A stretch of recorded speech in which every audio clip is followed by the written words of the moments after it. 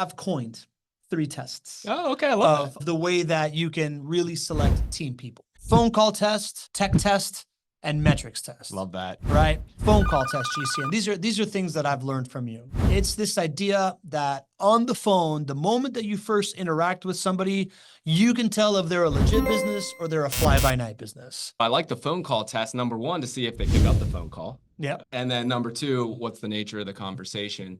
Because, unfortunately, if you're working with a property manager who wears all of these different hats, they're probably way overloaded. They're probably not thinking for the resident and for the investor and for the organization to make sure that all 3 can win long term. And what that translates to is a poor experience at somewhere down the line. Maybe they don't pick up your phone call, or maybe they don't have the right answer for you, and maybe it takes forever to get some action taken. You can usually tell by those first phone calls. All right, next test, the tech test. All right. Right? If you want a good experience and you want this to happen, we are so used to like all the services, all the things that we need. If we can't manage it completely from our phone, it just kind of sucks, right? So what kind of technology is the investing company providing you? I can think of a couple areas where I think technology is particularly important.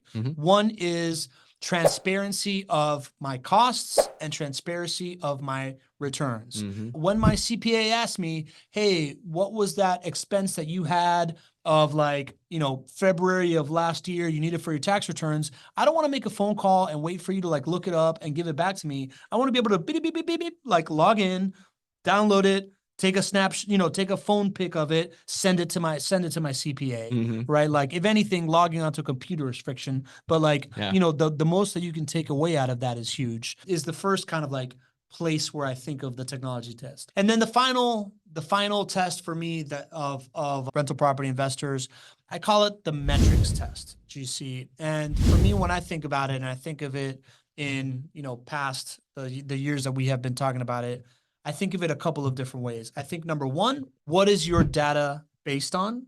Number 2, what are the metrics that you track and really push? And 3, how is your team incentivized? So let's start with the first one, right?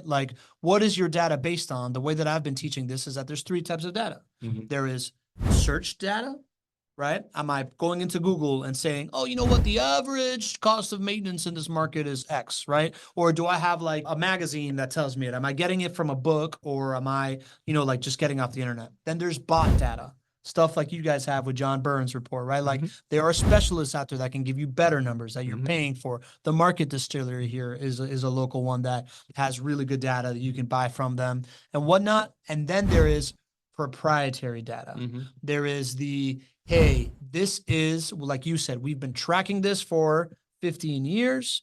Our lived experience, our performance that we deliver on renewals is this, or what we deliver on maintenance rates is that, our vacancy rates is this, right? Is it coming from owned experience? And when I think about this idea that what I want is a good experience, so can I trust these numbers, or is this going to really kill my ROI or not? I want someone that's been there, that's tracked it, and that can tell me not this is what most people feel, but this is what we do. This is how we've done it. Man, I think that is incredibly important, and it's going to be really rare to find that in the property management space. The combination of proprietary data, most property management companies just don't simply track their activities.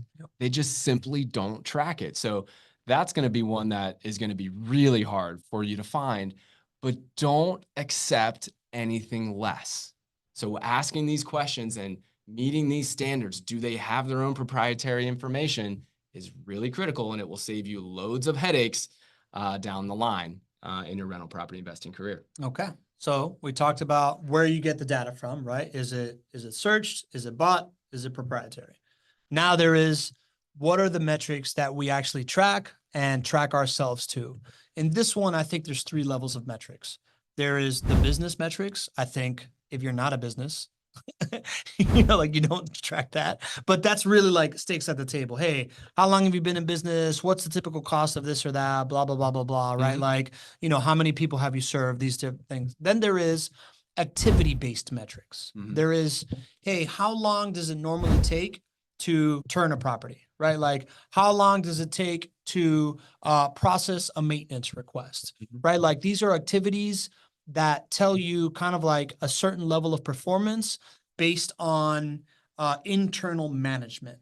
And then to me, the ultimate metrics that I really, really care about are ROI focused metrics, right? These are the ones that are now going a level deeper. That's deeper than just like, hey, what does my business do? Hey, how is my team performing? To, hey, how is your returns? How are they performing? Right. And that's when you start looking at things like what's most important for ROI? Oh, occupancy. Right. So this idea of just like, do you know what your average your average occupant stay is? Do you know what your renewal rate is? Do you know how closely you have like given returns of expectation based on the original performa? The type of thing that, for me as a, like when I'm doing business with someone like JWB, for example, right? Like I strive to serve not just you, Greg, but I try to strive to serve your clients. If we can align on that, then that makes sense. For me, a property management company is thinking beyond, hey, how well am I checking lists and getting things off my table? And they're thinking of how am I driving ROI for my investors? 100%. 100%. I'll give you an example of something that just happened today in our Tuesday morning meeting, a conversation that it's something that you should require from your property management team, but it's very, very rare. So in our meeting today, and this is talking about the long-term metrics to making sure that there's success after the purchase of the investment property. JWB has about 130 employees here, all working together. A large percentage of that is on our property management team. And because we're able to specialize in the division of labor that we have with a cohesive message, we're able to focus on certain activities that drive your return on investment and drive resident satisfaction too. One of those is lease renewals, right? People aren't going to make a decision with their housing to renew unless you really make them happy, right? This is the type of thought that should come from your property management leaders. She said, now, overall, our goal is to renew 70% of leases. Again, most property management companies don't even know that number. They don't track that. But she, of course, she knows her number. Our goal is to renew 70% of leases that come up for renewal. She said, but Q3 historically is a lower conversion for renewals. If you look historically, and she said, a year ago, it was 67%. The year before, it was 64%. And she rattled off the previous 3 years. She said, historically, this is what it is. And she said, this makes sense because during Q3, people are considering moving. It's school's out. It's more of that nature. We just know historically. And then she said, but your property management team has been working to overcome those challenges, knowing that historically this is a slow quarter. And I'm so proud because we've delivered 76% renewals this quarter because of these activities. And, again, 70% is the goal. We're at 76% in the lowest performing quarter. So all of the things I just talked about right there don't happen with the property manager that you called, who picked up the phone on the way to the grocery store, who doesn't have a system for bringing you on as a client, who doesn't have division of labor. But that really matters because, one property turn can cost you $6,000 to $7,000 of costs. There you go. And so that's how a professional property management team affects positive change for you as a client, for our residents, of course, as well, because they're super happy and they get to stay in a home that they love for a few more years. I love that, man. Which brings me to the final metrics test, which is talk to me about how your team is measured.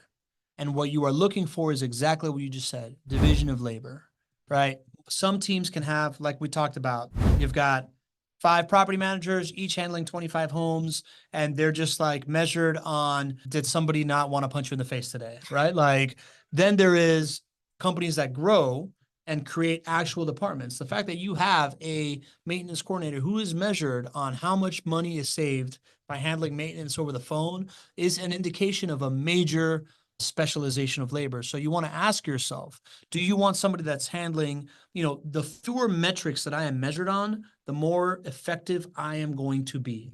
So ask the property management company, hey, the person handling this, who's doing what and who's being measured on what, right? Like if you have a department that's in charge of renewals, a department that's in charge of long-term leases, like the more specialized you have departments or people being measured on one metric, the better is the final metrics test. Absolutely. Okay, cool. So that is the property management team, the most important part of it, the 3 tests, the phone call test, the tech test, and the metrics test.